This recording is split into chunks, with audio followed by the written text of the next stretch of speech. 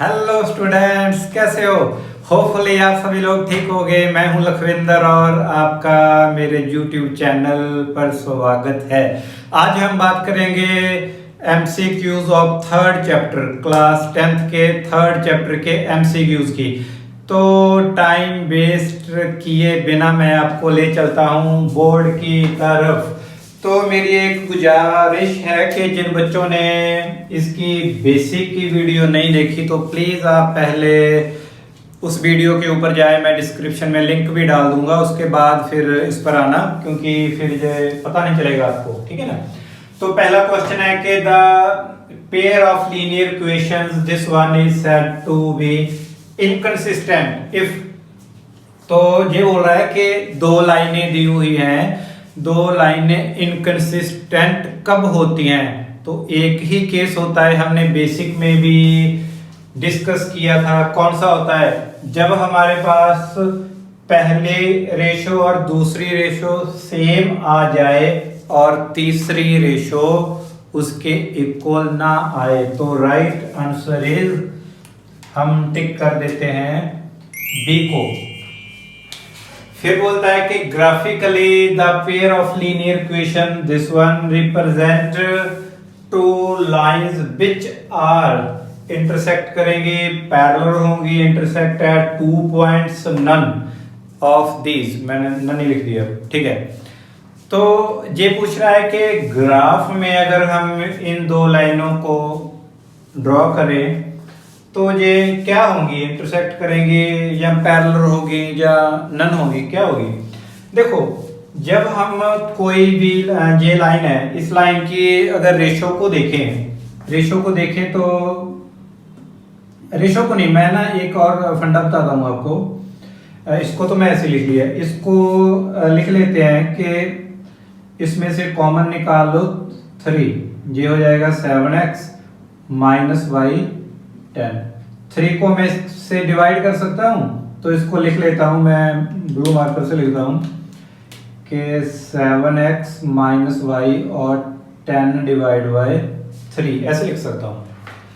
जब हमारे पास कोई भी दो लाइनें, ध्यान से सुनना मेरी बात को, दो लाइनों के x और y इतना पार्ट सेम हो, मतलब कि x और y के कोफिशिएंट भी सेम आए, तो ये सेम हो गया इतना पार्ट, ये भी और ये भी, ये दोनों लाइनों का सेम है। ये कांस्टेंट नंबर डिफरेंट हो तो हमारे पास लाइनें हमेशा ही क्या होती हैं? पैरेलल। जब हम उसे ग्राफ में ड्रॉ करेंगे तो हमारे पास जो लाइनें आएंगी वो लाइनें एक दूसरे के पैरेलल आएंगी। इसको याद रखना बात को। ठीक है, the pair of equations this one have a unique solution, infinite many solution, no solution और two solution। ओके, हमारे पास जे लाइनों का सॉल्यूशन फाइंड करना है कि कौन सा होगा, यूनिक होगा, नो होगा या इनफाइनाइट होगा। हम देख लेते हैं कि हमें किससे पता चलता है। हमें पता चलता है अगर हमें इनकी रेशो को डिफाइन करें थोड़ा सा, इसकी रेशो को लिखें ऐसे, जैसे ये 3 है, इसकी क्या है -6। इसको हम लिख सकते हैं कि अगर कैंसिल करा दें -1/2। ठीक है, फिर लिख देते हैं -5 और इसकी है 10, इसको भी कैंसिल करवा देते हैं, इसको लिख देते हैं -1/2। तो कांस्टेंट की आ जाएगी 7/7, कर देते हैं 1। अगर हम देखें हमारे पास ये दो रेशो तो इक्वल आ रही है, ये हमारी इसके इक्वल नहीं आ रही है, तो हमारे पास क्या होता है? ये तो हमें पता है कि जब दो लाइनों की रेशो सेम आए और तीसरा कांस्टेंट की डिफरेंट हो, वेरिएबल्स की रेशो सेम आए, तो हम उसको बोल देते हैं कि लाइनें हमारी पैरेलल हैं। जैसे ये हमने सेकंड क्वेश्चन किया था, इसमें भी कुछ ऐसा ही होगा जब आप रेशो को निकाल कर देखोगे। ठीक है, तो उसके बाद क्या होता है कि जब ये लाइनें पैरेलल होती हैं, ये एक दूसरे को इंटरसेक्ट ही नहीं करेंगी, तो सॉल्यूशन नहीं बनेगा, तो हम बोलेंगे नो सॉल्यूशन। देखो, क्योंकि ये दो लाइनें हैं, दो लाइनें पैरेलल हैं एक दूसरे के, L1 और L2 मैं नाम रख देता हूँ। सॉल्यूशन कब होता है? जब दो लाइनें एक दूसरे को कट कर रही हो, ठीक है। ये तो कट नहीं कर रही तो नो सॉल्यूशन आएगा। तो एक तो ये होता है कि कट करनी चाहिए, एक ये होता है कि हमारी जो लाइनें हैं वह दोनों ही एक दूसरे के इक्वल होनी चाहिए, मतलब कि सारे पॉइंट सेम सेम होने चाहिए दोनों लाइनों के, तो हम इनफाइनाइट मैनी सॉल्यूशन बोल देते हैं। तो ये दोनों में से कोई केस नहीं आ रहा है, तो दोनों लाइनें पैरेलल हैं, तो हमने टिक कर दिया नो सॉल्यूशन। प्लीज नोट करें, फिर आगे चलते हैं हमारे नेक्स्ट क्वेश्चन की तरफ। The pair of linear equations is consistent then the lines will be, क्या होंगी? ये पूछ रहा है कि अगर पेयर का मतलब क्या होता है कि जोटा है ना, दो इक्वेशंस का पेयर बनता है। लीनियर इक्वेशंस कंसिस्टेंट अगर होंगी तो लाइन आपस में कौन सा रिलेशन बनाएंगी? वो रिलेशन बना सकती हैं, ऑलवेज कंसिस्टेंट हो सकती हैं, या पैरेलल, या ऑलवेज इंटरसेक्टिंग करेंगी, या इंटरसेक्टिंग और कोइंसाइडेंट होगी। ये तो भाई आपको तभी पता चलेगा जब थोड़ा सा बेसिक पता होगा इसके बारे में। तो ये लाइन जब कंसिस्टेंट होगी तो पेयर क्या करेगा? जहाँ तो इंटरसेक्ट करेगा, हो सकता है कि ये दोनों लाइन इस पॉइंट के ऊपर L1 और L2 इंटरसेक्ट कर रही हो, जहाँ ये हो सकता है कि L1 और L2 एक दूसरे के इक्वल हो, इसके जितने भी पॉइंट आएंगे वो सभी इसके इक्वल होंगे, उसको बोलते हैं कोइंसाइडेंट।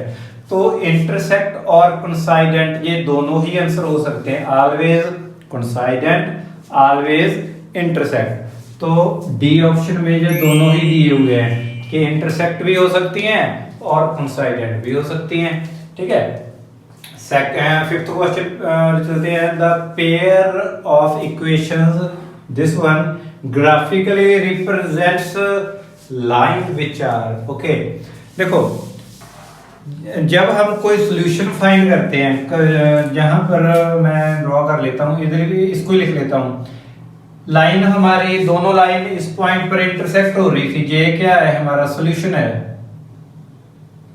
सॉल्यूशन का मतलब क्या होता है?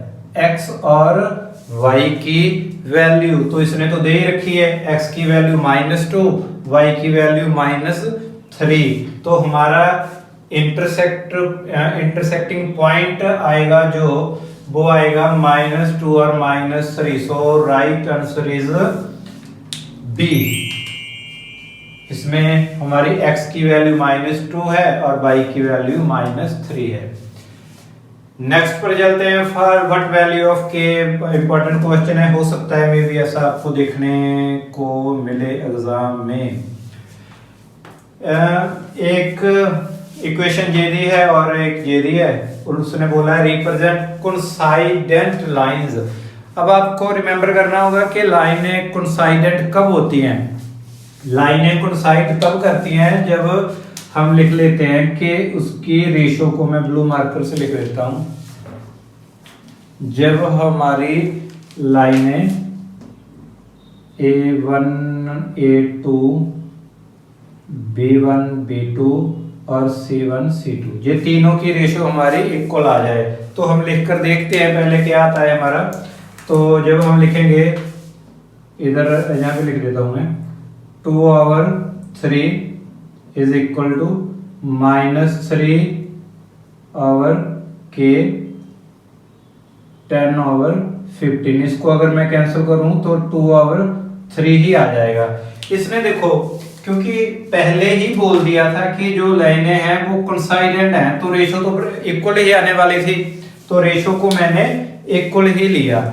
अगर आप देखो, फर्स्ट और थर्ड मेरी जो रेशो आ रही है वो सेम आ रही है, ठीक है। तो इन दोनों में से कोई एक को पिक कर लो, कोई भी ले लो।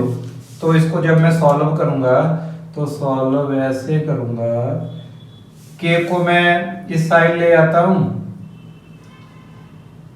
इसको इससे मल्टीप्लाई कर देता हूं, ओके। ये मेरा हो जाएगा -2 और 2 को इससे डिवाइड कर देता हूँ तो k की वैल्यू आ जाएगी -9/2। -9/2 is A is the right answer of this question. Please note down and आगे करते हैं फिर क्वेश्चन। नेक्स्ट क्वेश्चन ये है कि one equation of the pair of dependent linear equation is the second equation will be okay. ये बोल रहा है कि हमारी इस इक्वेशन से डिपेंडेंट इक्वेशन कौन सी होगी, मिलती जुलती जो ऐसी इक्वेशन हो जो इस इक्वेशन के ऊपर डिपेंड हो। तो एक बात को याद रखो, जब हमने डिपेंडेंट इक्वेशन फाइंड करनी होती है तो बिल्कुल ऐसी ही इक्वेशन होनी चाहिए जब हम उसकी रेशो फाइंड करेंगे, ठीक है। सॉरी, तो ये देखो हमारे पास ये इक्वेशन तो नहीं हो सकती क्योंकि इसका कांस्टेंट 6 है और इसका 3 है, बाकी तो चलो सेम है, तो ये तो नहीं हो सकती। अगर इसको देखो तो ये भी नहीं हो सकती क्योंकि इसमें इधर 3 है इधर 2 है। ये इक्वेशन की अगर रेशो देखो तो हो सकती है कि इसके इक्वल आ जाए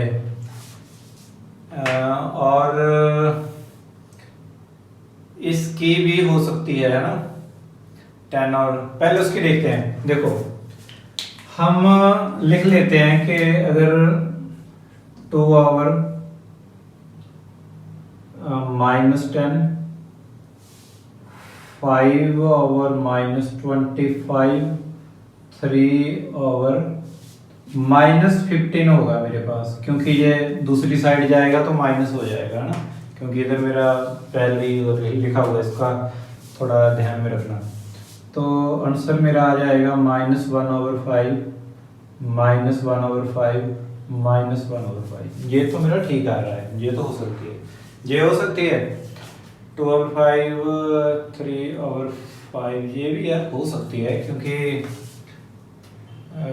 2/10, 5/25, 3/15। अगर हम इसको फाइंड करें सॉल्यूशन इसका 1/5, 1/5 और 1/5, ये भी सेम ही आ रहा है, तो क्या करें। तो हम ऐसे करते हैं कि इस इक्वेशन को ठीक इक्वेशन बोल देते हैं, ओके। ये भी वैसे ठीक होनी चाहिए क्योंकि ये भी हमारी सेम ही आ रही है, तो हो सकता है कि मेरे से मिस्टेक हो गई हो, जहाँ उन्होंने लिखने में ऐसे कुछ मिस्टेक कर दी हो, तो ये भी मेरा आंसर आ सकता है, ऐसी कोई बात नहीं, क्योंकि ये भी ठीक है। मगर एग्ज़ाम में ऐसा बिल्कुल नहीं होगा, एग्ज़ाम में आपको एक ही आंसर आएगा, एक ही रेशो होगी। तो हो सकता है कि अगर ऐसा हुआ तो आपने दोनों ही टिक कर देने हैं, क्योंकि हो सकता है सी भी हो और डी भी हो उसका आंसर, क्योंकि एग्ज़ाम में अगर ग्रेस मार्क्स भी मिलने होंगे तो फिर इस क्वेश्चन के आपको ग्रेस मार्क्स मिल जाएंगे, ठीक है, अगर अटेम्प्ट किया होगा तो। The graph of my x -2 is a line parallel to, okay. ये मैंने बेसिक में अच्छी तरह से बताया था कि जो हमारी इक्वेशन ऐसी दी हुई हो x = -2, ये किसके पैरेलल होगी, क्योंकि ग्राफ में अगर हम इसको ड्रा करके देखें, मैं इसको साफ कर देता हूँ। अगर ग्राफ में इसको ड्रा करें तो ये हमारा कुछ इस तरह से बनेगा। -2 कहाँ होगा, इधर होगा, x की वैल्यू -2, इसका मतलब ये लाइन होगी। ये किसके पैरेलल आ रही है, बाई एक्सिस के पैरेलल तो आ रही है, तो हम क्या टिक करेंगे, दिस वन, बी ऑप्शन को टिक कर देंगे, ठीक है। जिन बच्चों को नहीं पता तो प्लीज एक बार बेसिक की वीडियो देखें, फिर पता चलेगा। और the graph of this line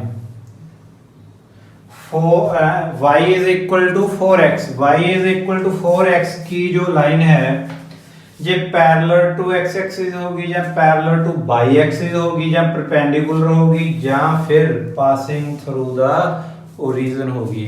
तो ये भी मैंने बताया हुआ है। तो ये लाइन ओरिजिन में से पास करेगी y, क्योंकि अगर हम x की वैल्यू को 0 पुट करते हैं तो y की वैल्यू भी क्या आ जाएगी, 0 ही आ जाएगी। ठीक है, जब ऐसा हो तो वो इक्वेशन हमारी ओरिजिन में से पास करती है। एक बात तो ये होगी।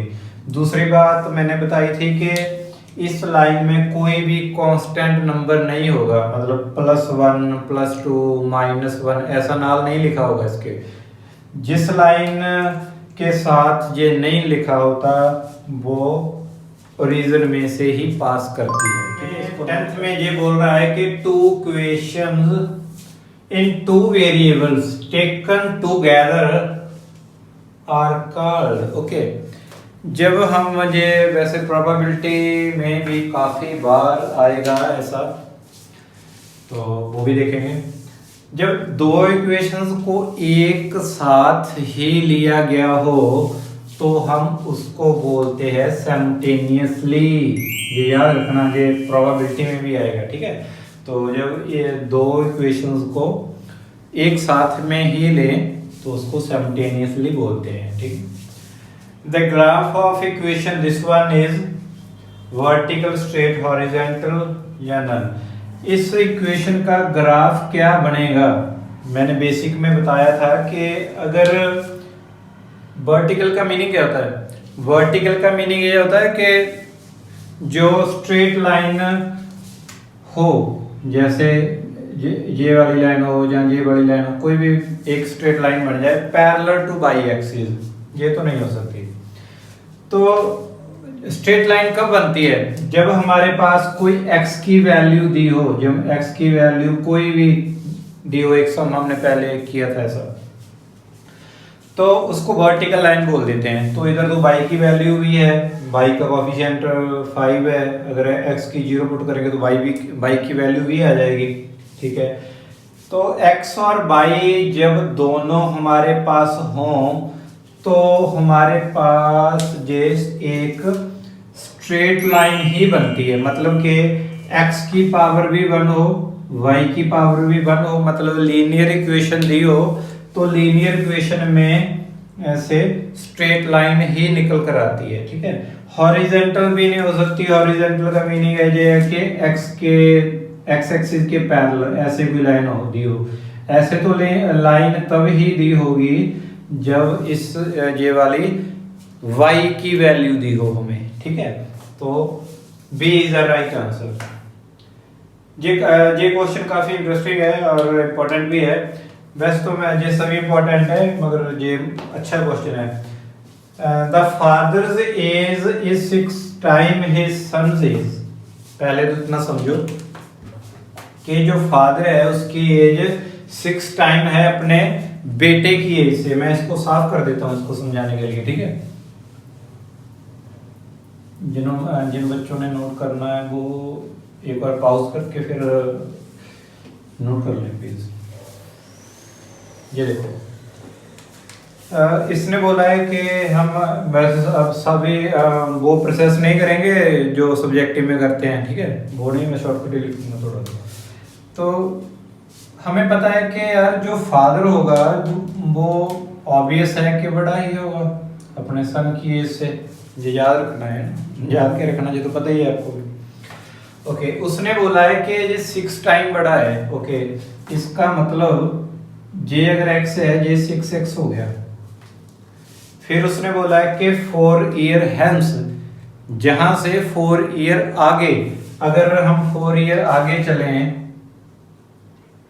तो ऐसे कर देते हैं, दोनों की एज में 4 ईयर प्लस कर दिए। Then age of father will be 4 times his son's age. जहां बच्चे फंस जाते हैं थोड़े थोड़े, क्रैमिंग वगैरह कर लेते हैं। ये देखो जी, ग्रेटर देन साइन को हमने इक्वल का साइन करना है। इक्वल तभी तो आंसर आएगा ना। इक्वल का साइन इधर हमने पुट करना है। अब हमारा जो एज है जो वो फादर की ज्यादा है, तभी तो ये ग्रेटर है साइन। इसने बोला है कि फादर की एज 4 टाइम्स ज्यादा हो जाएगी, 4 टाइम्स ज्यादा हो जाएगी, 4 गुना ज्यादा हो जाएगी अपने बेटे की एज से। तो इसको इक्वल जब करेंगे तो इक्वल तभी हो पाएगा जब हम 4 को मल्टीप्लाई करेंगे उसकी बेटे की एज से, ठीक है ना। क्यों काफी बच्चे सोच लेते हैं कि यार पता नहीं ये 4 कैसे आए, इधर भी तो लिख सकते थे, ऐसे भी हो सकता। देखो जब हम फादर तो पहले ही बड़ा है, उसको 4 से मल्टीप्लाई करेंगे तो ये और बड़ा हो जाएगा, तो ये इक्वल का तो साइन इधर नहीं आएगा।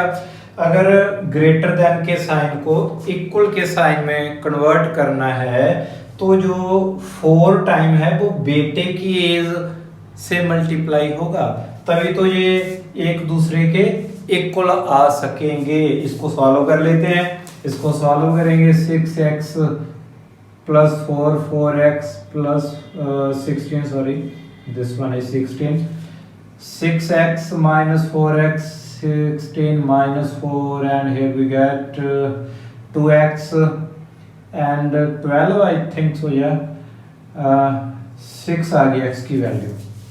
बेटे की, इसका मतलब क्या हुआ कि बेटे की जो एज है वो 6 ईयर आ गई है, तो फादर की एज कितनी आनी चाहिए, उसको 6 से मल्टीप्लाई कर देंगे। ये है ना कि फादर की एज क्या है 6x है, तो 6 से मल्टीप्लाई कर देंगे। 6 को 6 से अगर मल्टीप्लाई करेंगे तो 36 आएगा, ये सभी को पता है, ठीक है। इसको ध्यान में रखना, थोड़ा ये वाले फंडे को ध्यान में रखना और फिर इसको देखना। Ritu has only 1 rupee and ₹2 coins with her. Okay. If the total number of coins that she has is 50 and the amount of money with her is 75, then the number of ₹1 and ₹2 coin is respectively. हमने बताना है कि 1 rupees और 2 rupees के coin कितने हैं, मगर इसमें ना एक थोड़ी सी बात है, मैं मार्कर ले लेता हूँ। इसमें ये बात है कि बच्चे ना ये थोड़ा कंफ्यूज हो जाते हैं इस बात में। ये हमें दिया हुआ है कि total number of coin is 50, total number of coin is 50। ये हमें दिया है कि amount of money with her 75, मतलब जो अमाउंट उसके पास है वो टोटल 75 रुपीज है। जो क्वाइन का सम आता है वो 50 है, ठीक है, इसमें कंफ्यूज मत होना। तो मैं ऊपर लिख देता हूं। हम 1 रुपये को तो x लेट कर लेते हैं, इसको y लेट कर लेते हैं। उसने कहा है कि x और y दोनों का जो सम आएगा रुपीज का वो 50 रुपीज 50 है, नॉट रुपीज, जस्ट 50। उसके बाद इसके आगे रुपीज भी डाला हुआ है। तो उसने बोला है कि उसके पास, ये हमारी फर्स्ट इक्वेशन होगी, उसने कहा कि 1 रुपये के कितने उसके पास क्वाइन है, ये नहीं मालूम हमें, तो ये x ही डाल लेते हैं क्योंकि 1 रुपये को हमने x डाला है। 2 रुपये के कितने क्वाइन है उसके पास, ये भी हमें नहीं पता है, तो इसको, मगर ये पता है कि इन दोनों को अगर प्लस कर देंगे तो 75 रुपीज बनेगा। ये हमारे पास क्या बन गया, मैं इसको साफ कर देता हूँ। ये हमारे पास आ गया x + 2y 75 इज सेकंड। ये फर्स्ट और सेकंड इक्वेशन होगी। अब आपका चाहे मन करे तो एलिमिनेशन लगा दो, चाहे क्रॉस मल्टीप्लाई, चाहे सब्स्टिट्यूशन, जो जिस तरह भी आप सॉल्व कर सकते हो, इजी लगता है, वैसे x और y की वैल्यू को निकाल दो, ठीक है। मैं सिंपल इसको सब्ट्रैक्ट कर देता हूँ, कहाँ लिखूँ, इधर, इसमें से इसको सब्ट्रैक्ट कर देता हूँ, x + 2y, जब माइनस करेंगे -x, ये भी माइनस हो जाएगा, -y, तो 75 - 50, मेरा x से तो x कैंसिल हो गया, इसमें से ये माइनस करूंगा 2y से y, मेरा y ही आ जाएगा। और जहाँ पे माइनस करूंगा तो 25, y इज 25।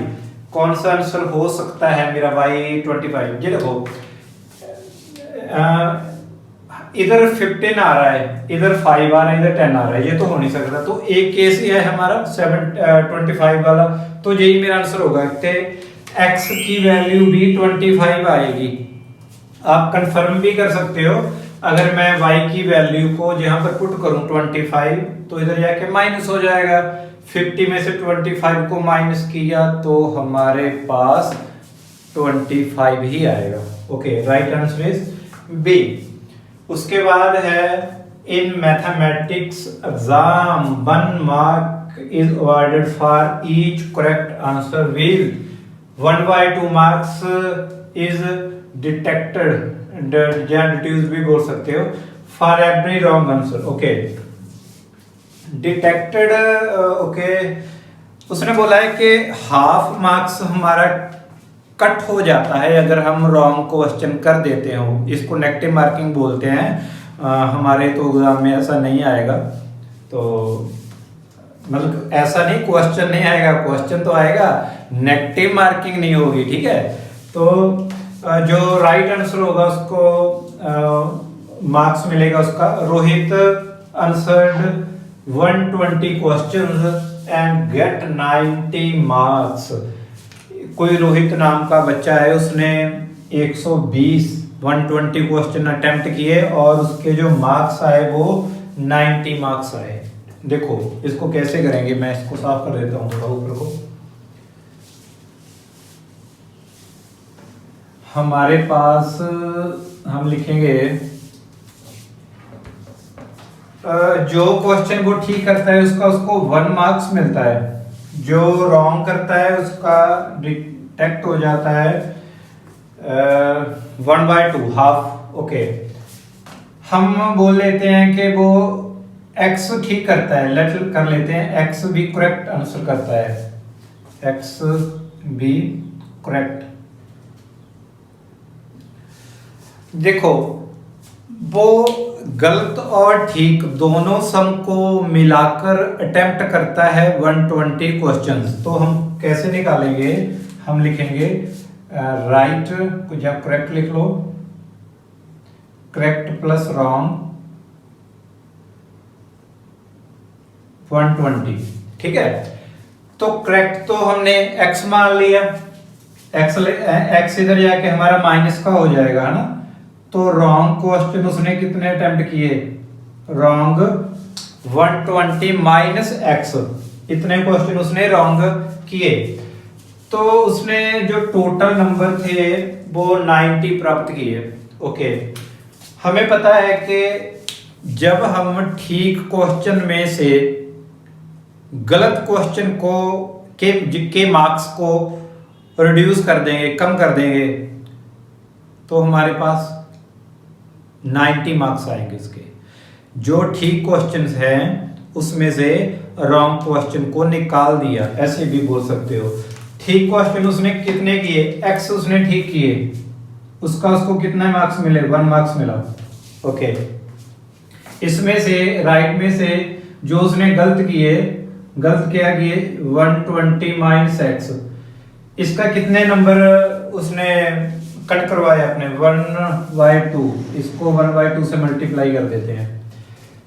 ठीक में से गलत को माइनस कर दिया तो उसने कितने नंबर प्राप्त किए 90 मार्क्स आए। तो इसको सॉल्व कर देते हैं, x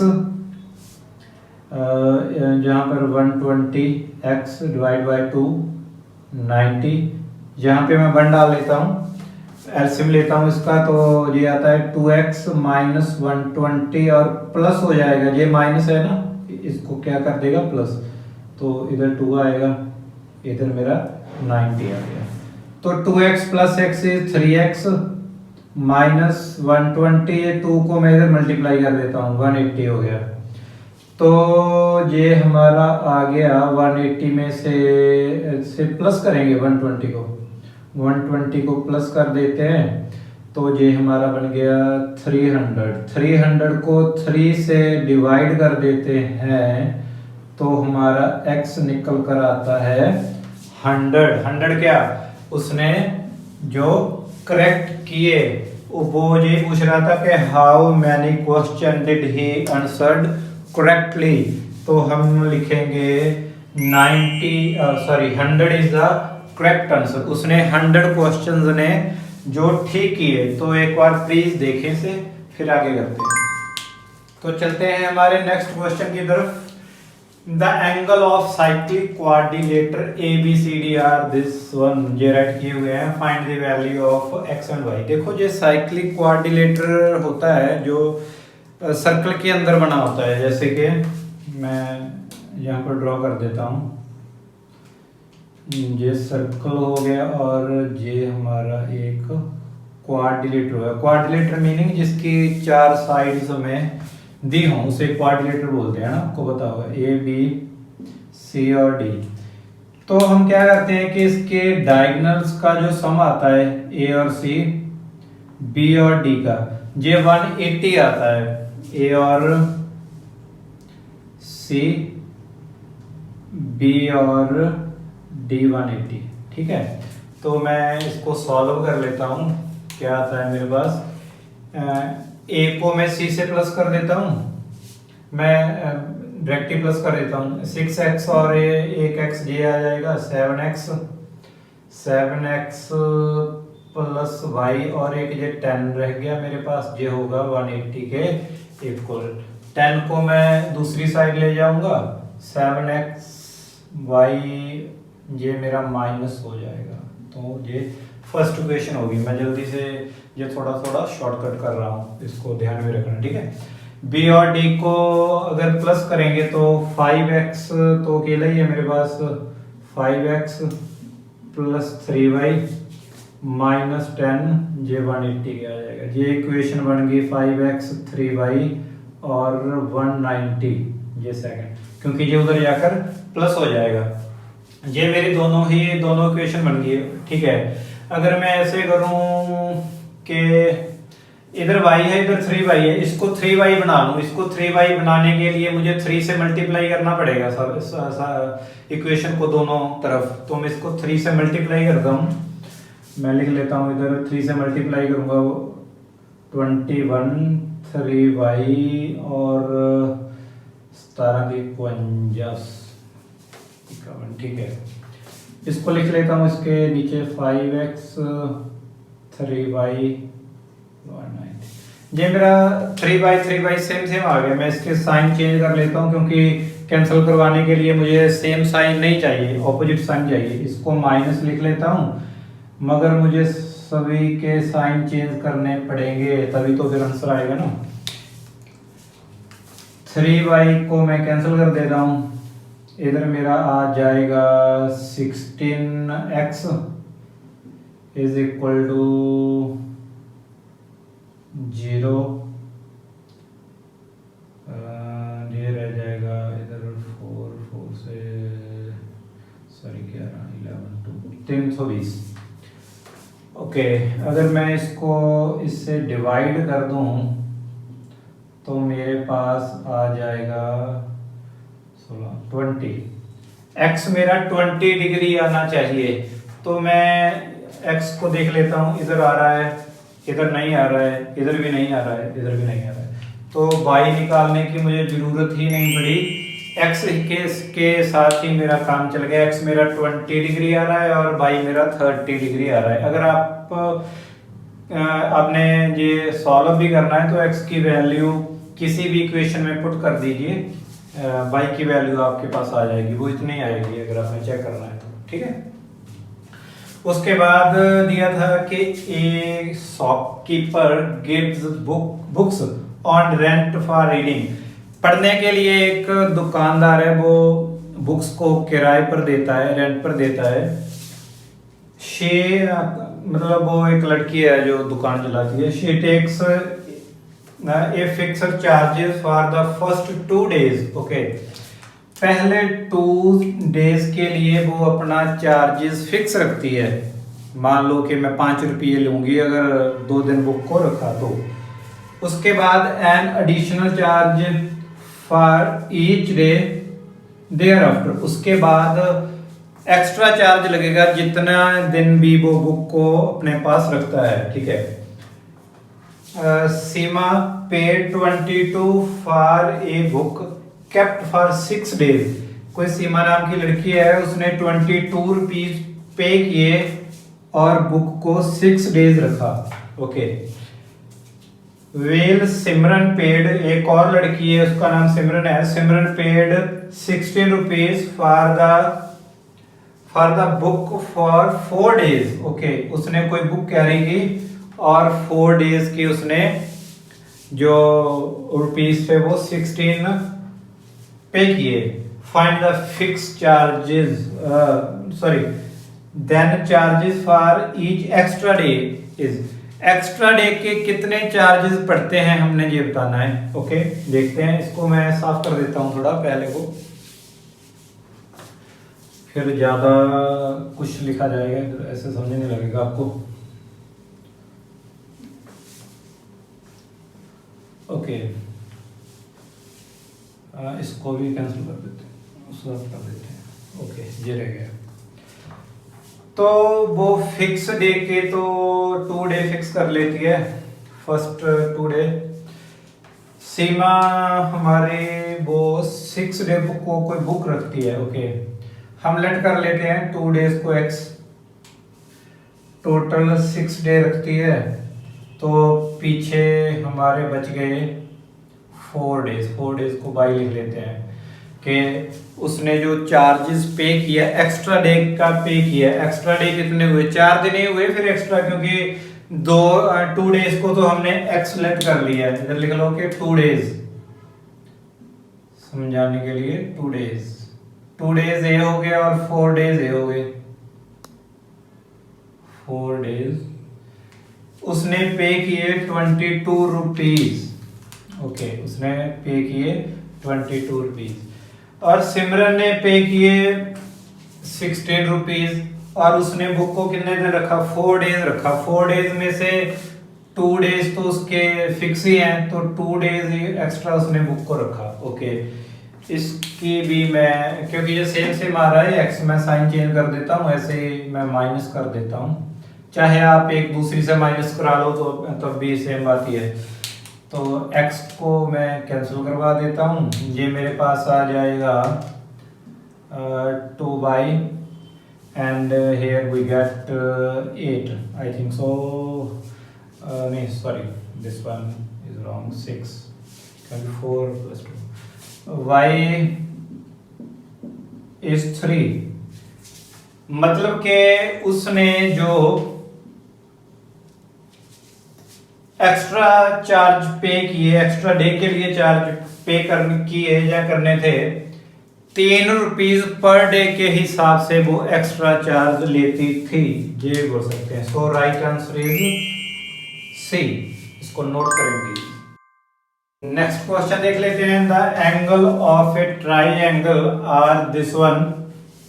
3 एंगल दिए हुए हैं हमें किसी ट्राइंगल के। The difference between the 2 angles is 30, find the value of x and y। देखो हमें पता है कि एंगल का सम, ट्राइंगल के एंगल का सम 180 होता है, तो हम लिख देते हैं, मैं ब्लू मार्कर से करता हूँ, x + y 40 is equal to 180। तो ये हमारा आ जाएगा, 40 को मैं इधर माइनस कर दूं तो 140, ये फर्स्ट इक्वेशन आ गई। दूसरी तरफ वो बोल रहा है क्या, the difference between the 2 angles x y is 30, मतलब कि x - y इज 30, मैं इधर कर देता हूँ, ओके। उसके बाद आप माइनस कर लो, चाहे मैं ऐसे ही कैंसिल करवा देता हूँ। अगर मैं सम करूंगा दोनों का तो y से y कैंसिल हो जाएगा, ये आ जाएगा मेरा